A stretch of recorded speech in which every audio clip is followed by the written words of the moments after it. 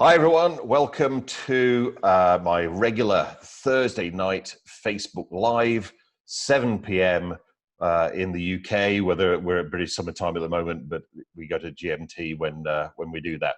So welcome. It could be good morning, it could be good afternoon, it could be good evening if you're watching this live, but equally it could be whatever time of the day if you're watching the recording of this. So I'm once again joined by Peter Cameron-Burnett from Agile OS. Peter and I are doing a lot of work together at the moment around integrating NLP and specifically around how we can use that to become successful empowerment entrepreneurs, I guess. So he's with me to again cover the next 3 presuppositions of what I now lovingly call NLP 2.0. So we've got 3 of them. I'm going to cover the 3 of them just in top level. Then Pete and I are going to go down into deep dive into the detail of these three presuppositions. So the first one is there is no objective reality. Everything is subjective. Everything is your projection. In fact, I'd probably go everything and everybody is your projection. And then the third one, you are at everybody, not only you, everybody is that cause for everything, including the illusion of being an effect. So 3 very, very powerful presuppositions this week. We're going to be covering them in how they manifest in our life and also how they manifest in our business, which is why Pete's with me on this Facebook Live. And then at the end of this particular Facebook Live, again, we're going to be offering you a webinar to attend where I will be teaching you 3 specific techniques which enable you to change your projection, which the importance of that is going to come out as a result of going through these 3 presuppositions of NLP 2.0. So we've got Peter and I have just been chatting about this for the last hour before we do this, and we've been getting really excited about what we're going to be sharing with you. So buckle up, sit down, get yourself a cup of tea, or maybe you might need something a little bit stronger, particularly with the repercussions of what we're going to be talking about. So the first one is there is no objective reality. Everything is subjective. So if you remember what I shared with you last week with the NLP communication model, if you remember the guy with the transparent head, and also the idea that the problem is never outside of you, it's inside of you, is because of the way that we're wired neurologically. What we have is a subjective reality. I mean, I think, when I was at school, and that was a while ago, earlier than you, Pete. Not by much, but yeah. Everything, the most laudable thing, the most praised thing was about being objective. Got to be objective about things. But, if you remember what I shared with you in the last Facebook Live, objectivity does not exist. In fact, objectivity was born and died with Isaac Newton. Before Isaac Newton, there was no objectivity. Everything was subjective, and we went into Newtonian physics. But now, obviously, we've got quantum physics, and quantum physics saying from the observer effect that everything is subjective. This is the reason why we've got the second one, which is everything is your projection. In the, have you ever had this experience in your job, in your business, in your career, where you were having a meeting with someone and you said to somebody you shared an office with, I've got a meeting with so-and-so next week. And they go, oh, good luck. I had a meeting with them last week. They were a nightmare, and you go, oh boy.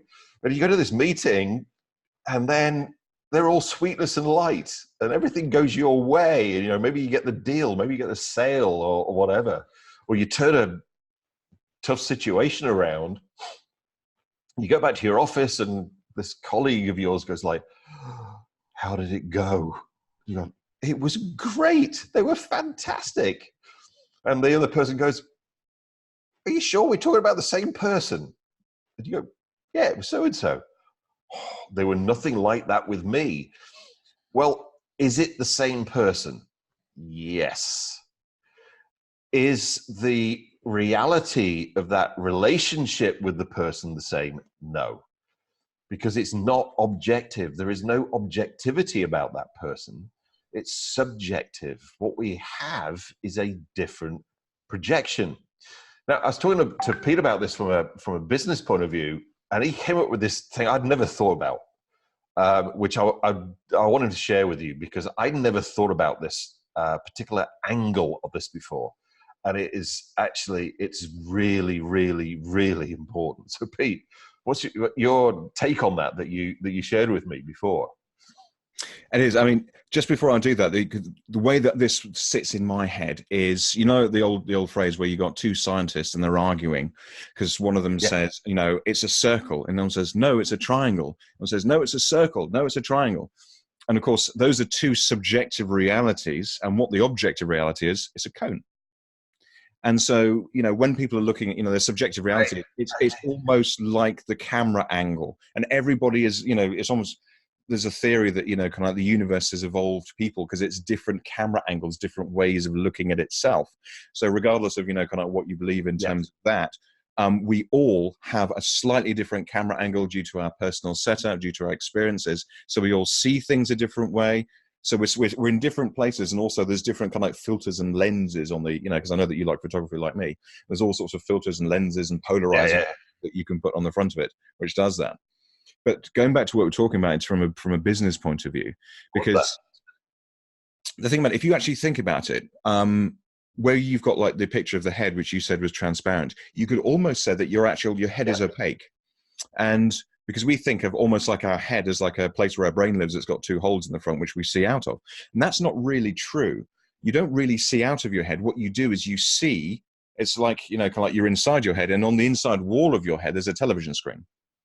And on that television screen is then projected what, you know, kind of like the director, a part of your subconscious of your brain, thinks it is that you want to see. So when you see something, you know, two people can witness something and be at complete odds in terms of whether they think it was good or whether they think it was bad, whether they think it was fun or whether they think it was scary.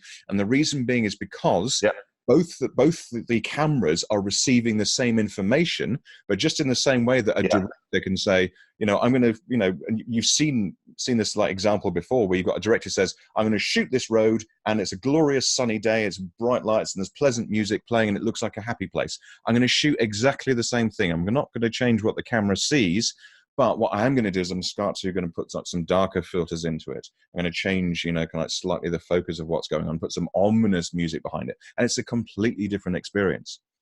So if we then take that as saying that people are actually looking at a television screen, what is it that we as a business want to do? Well, what we actually want to do is we want to have ourselves portrayed on that screen as like a trusted expert, if you like. Because and I know it's, you know, a lot of people say, you know, it's like the outside world creates the illusion within you. I think for me, illusion sometimes has like a slightly negative connotation. It's like, you know, like which cup is the ball underneath, or, you know, kind of where's the lady?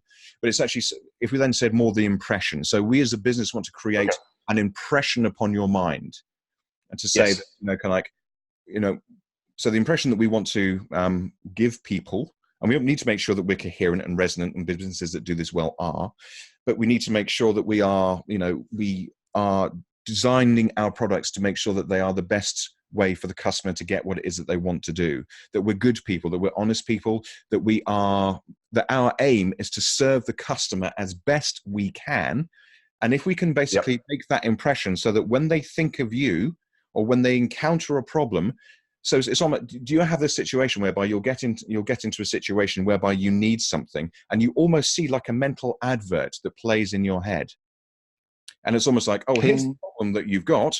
Here's the solution which you need to go, okay. So what you want to do, what the key thing, what most marketers dream of doing is having it so that when somebody gets into a situation for which your product or service is the answer, Yours is the first little advert that plays in their brain.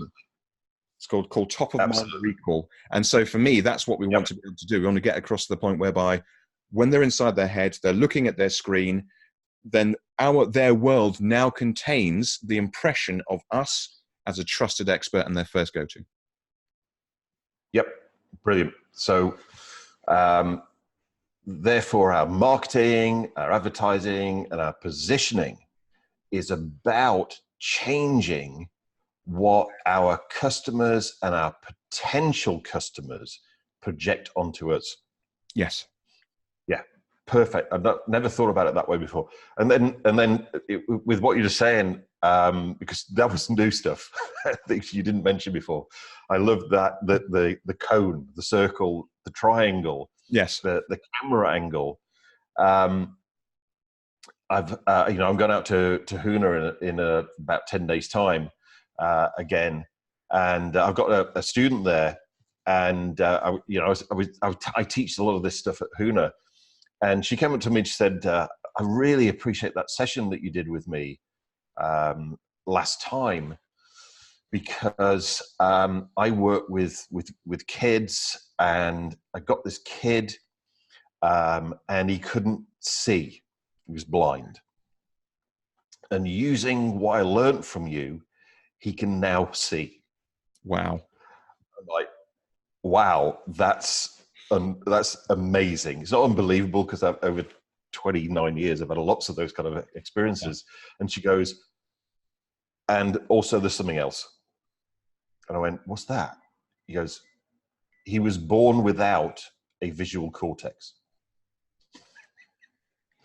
Okay. So this whole thing about like objective reality and objectively that people see with their visual cortex, this kid can now see, and he doesn't have one. That's like magic as far as I'm concerned. That's why we both do what we do, right? It's the power of the mind. And, the other thing with this, everything is your projection, everything's subjective. You were talking about it there from a branding and a marketing point of view. It then follows on really from a sales and selling point of view. And it's not my story. And, I'm not into nicking other people's stuff, so I always credit people. This is not my story. It's my friend, my mentor's story, Tad James, who originally introduced me to NLP, and then I wound up 26 years ago. Then I wound up working with him and training with him for many years. He's still a very dear friend of mine. But before he got into the NLP business, he was in the consulting business, and he shared an office with this guy, entrepreneur. And get this. This guy sold one thing and one thing only: 24 karat gold, solid gold, golf putters for executives to have as something on their desk. That's all he sold. And you think what you're selling is tough. I mean, think about that. How niche a market is that? It's very niche. And he was very, very successful. And he did it all from telephone, cold calling. Yeah. Calling people out of the blue, executives. Have I got something for you? I know what your desk is missing. I know what it is. 24 karat gold. Anyway, so Tad goes in one morning, and this guy is there. He's always there first thing, as many of us, entrepreneurs and business people are. And he's got his head on the desk. His eyes are closed. He's not doing anything. And he stays like that for 3 hours. After 3 hours, he raises his head, picks up the phone, starts calling people. Boom, boom, boom, boom, boom, for the rest of the day. Successful day. Puts the phone down. And Tad says to him, I've got to ask you, when I come in normally, you're here before me, because Tad's not that great to get up in the morning. And you're hitting the phones, as soon as I come in, and you just got your head on the desk. What was going on? He said, well, when I woke up this morning, I couldn't for the life of me even dream or imagine why anybody would want a 24 karat gold solid golf putter. So if I can't for the life of me think why somebody would want one, then why would anybody else? So I got to get my head sorted out, which took me 3 hours.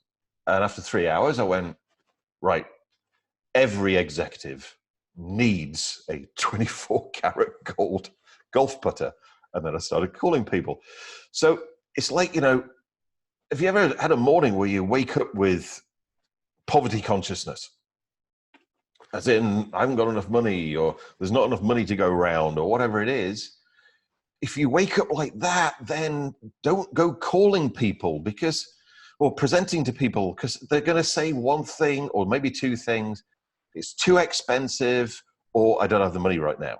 Or you wake up with time poverty consciousness. Too busy, I've got too much to do, I haven't got enough time. Don't talk to anybody.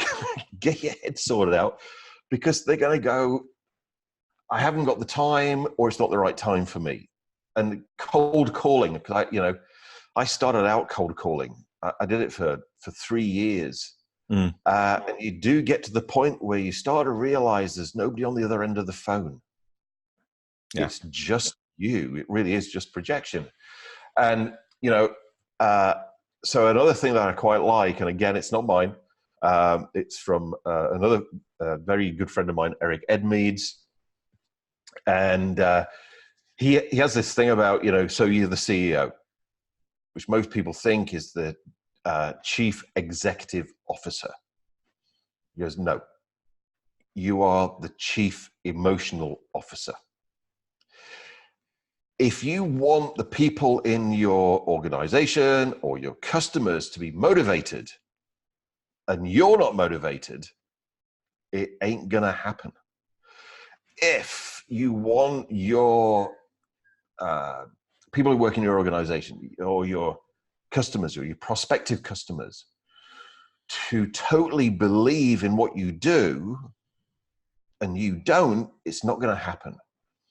So before, as a chief emotional officer in your organization, and I would go, either that's true, whether it's your own business, or you're in the business of being employed, because they're the same thing, just the means by which you get paid is a different vehicle, then, you've got to get yourself sorted out before you rock up.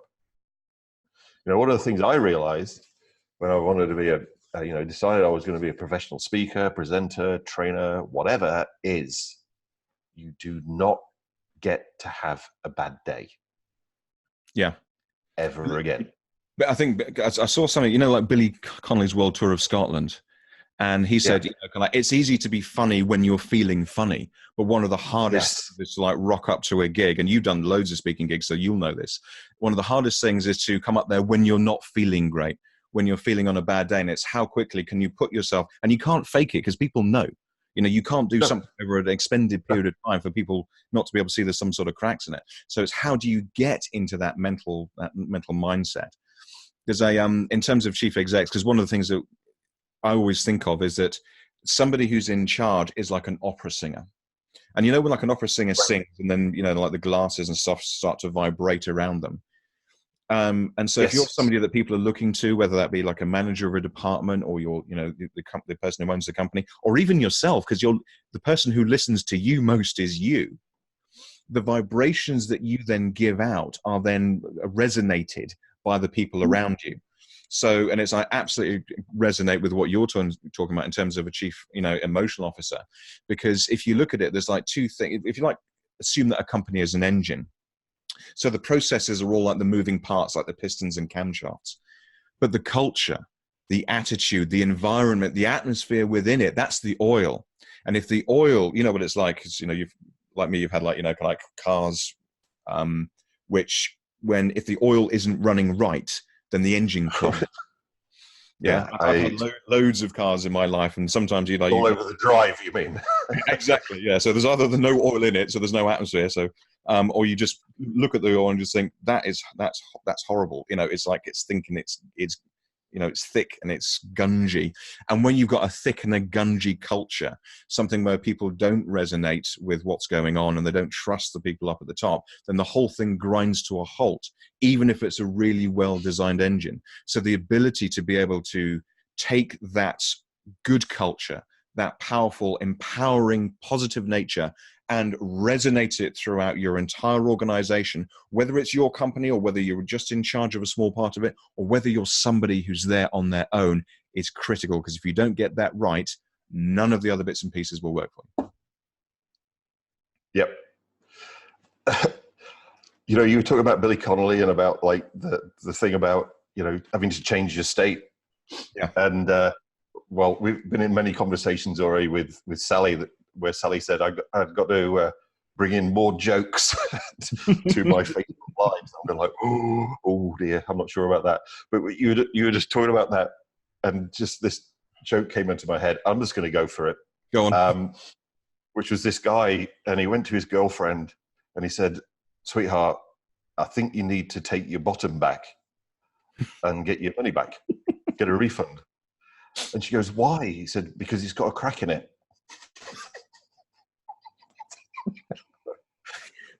Nice. Do we know Anyway, how it worked out for them in the end? Or?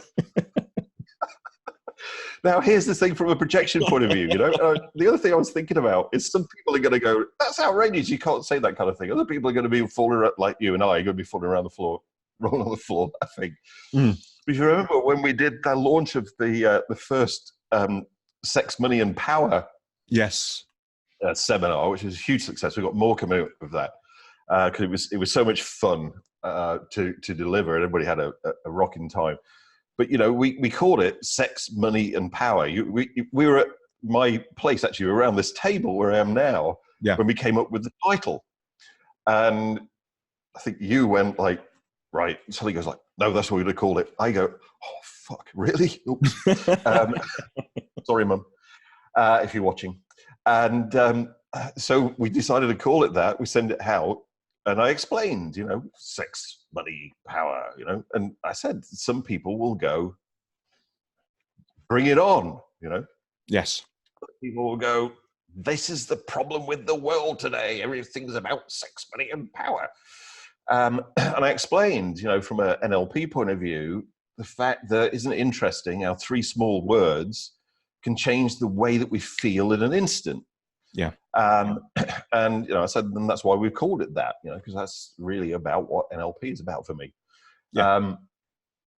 We the had manifestations of energy. Exactly. We had people came off of our mailing list because they said it was offensive. We had people like go on trying to get the video taken down off Facebook because it was offensive. And I go like, you obviously didn't listen beyond the first 5 seconds, you know. Yes. But that's you're talking about impression there from a branding point of view. That's how instant it is. Yes. And then it's in there from that point in time, you know. So, you know, what we're going to look at really as we lead on from this is how do we go about changing that. But if we can't change it ourselves, we're not going to change it with other people, right? So our third presupposition of NLP 2.0 is everybody is at cause for everything, including the illusion of being at effect. Wow. Okay, so how are we gonna deal with that one?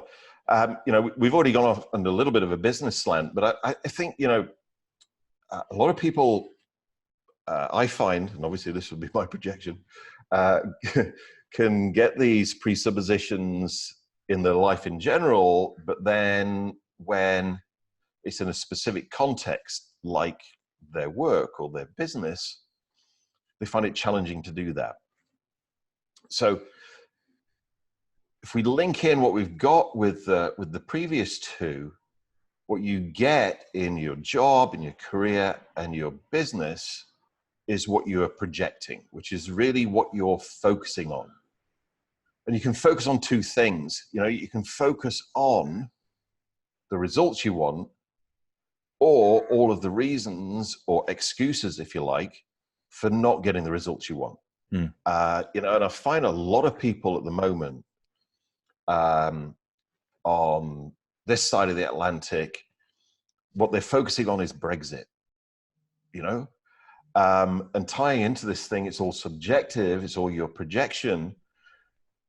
There's a lot of people who are projecting upon Brexit as it being a major problem for them in their life or their business or their job.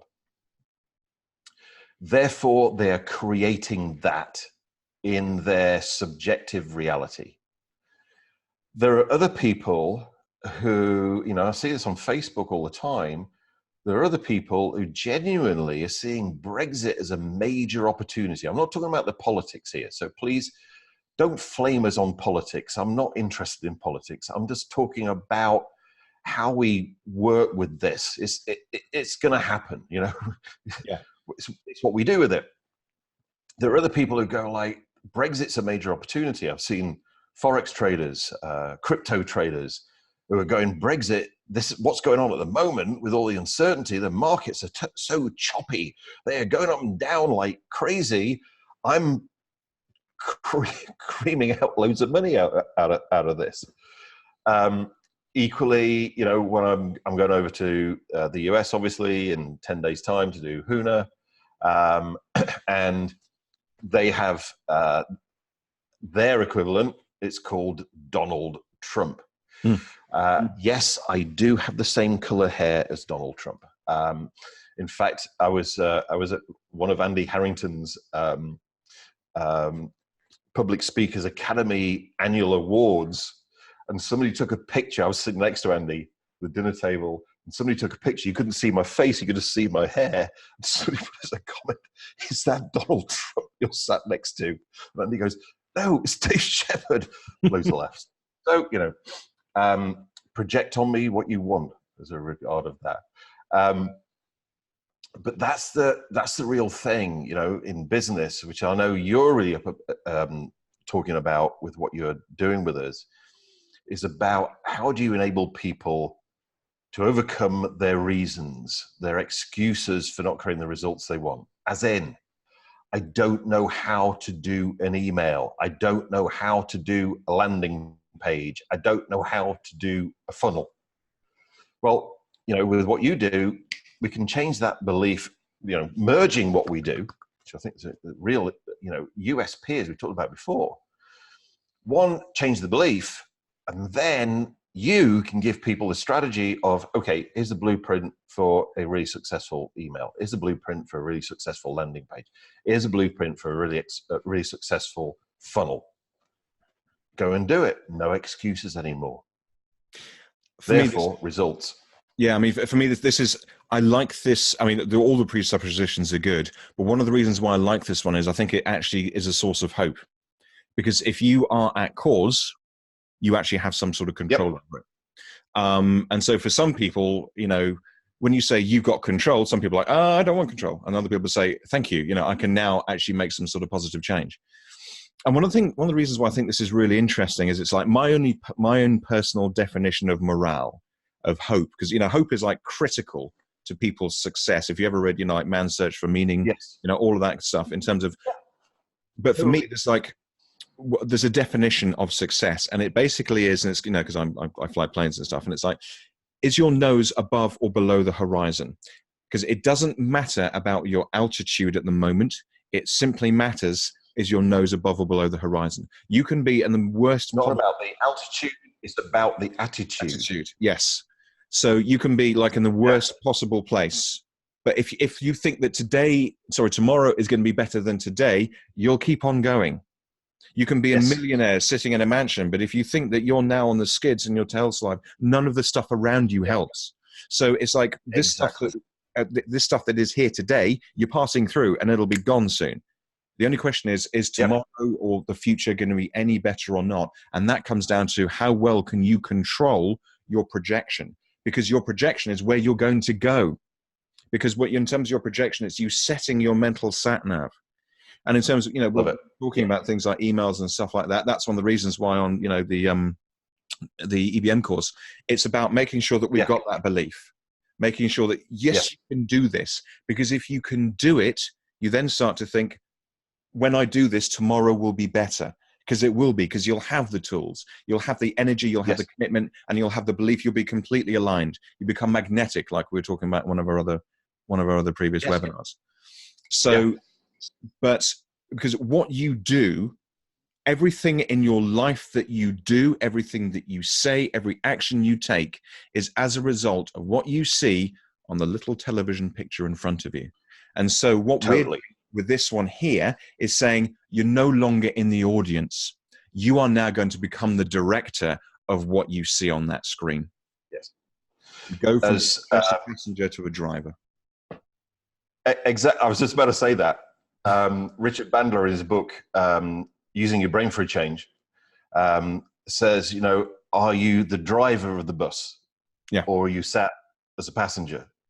And, you know, one of the things that I love about NLP is, you know, a lot of people like diss NLP and go like, oh, you know, it's mind control. I go, yeah, give me mind control. Yes. I want to control my mind, you know. Oh, it's brainwashing. If I could actually give somebody my brain and have it washed out, pick it up a day later, I would go for it, you know, totally. That's brainwashing. Oh, it's manipulative. I go, if somebody could manipulate you very quickly to become a multimillionaire, have the body of your dreams and the body of your dreams, if you know what I mean, and be totally happy for the rest of your life, would you want to be manipulated? Yep. I'd go for it. Yeah. So that's why these presuppositions are so important, you know, and it's an inside out process. You know, you've got these blueprints. In NLP, we call them strategies for business success. Yeah. And even if you followed it to the letter, but you didn't believe it was going to work, it wouldn't work. But then equally, if you've got this total belief this is going to work, and you've got a defective strategy or blueprint, even with that belief, it's not going to work. Yeah. You've got to have both. There's one of my favorite films. It's quite an old one. It's called Dark City. I don't know if you've ever seen it. Yeah, I've seen it. I've got it. Yeah. Yeah. So, and I love it because it's basically, so spoiler alert, it's about this guy who starts to develop the power to literally alter reality with his mind.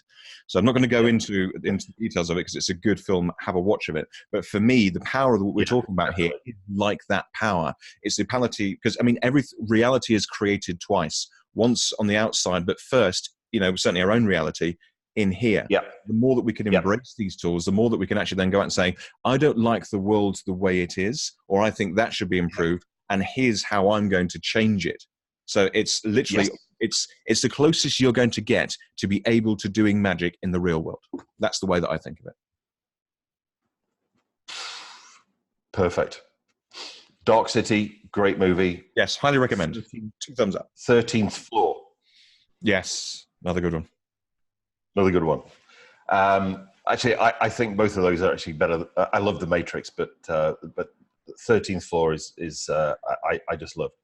Yeah. So we've had a lot of fun. We've which is great, and because that's one of both Pete and I's highest values is when we're doing stuff, have fun whilst we're doing it, which we've definitely done today. Otherwise, what is the point? And we've been covering some pretty heavy topics here, really, if you think about it, which as a result, you might have gone, ooh, I need to change my projections. I need to change my subjectivity. I need to change my focus from excuses to results. I need to change my emotional state from feeling down to feeling motivated or excited. And this is where NLP comes in. I've been where you are, trust me. And so is Pete. And I know, and, you know, and continue to be like that. it isn't like I learned NLP 26 years ago and I've had it every single day after that's been a great day. That's not my reality. Trust me. And I know it's not yours either, Pete. This is an ongoing process. And how do we do it? How do we change our projections? How do we change our emotional state really quickly? So here's what we're going to do. Pete and I are going to be back together again. And we're going to do a webinar for you on Tuesday evening. That's next Tuesday evening. I have no clue what date will be. I think it's probably September. I think it's September the second, maybe-ish. Tuesday. The first Tuesday in September. There we go. We're going to do a webinar for you. And what I'm going to do is I'm going to share with you at least 3 techniques from NLP, maybe throw in a little bit of Huna as well, since that's really close on my horizon at the moment, that will enable you to be able to change your projections and change your emotional state really, really quickly. Every day.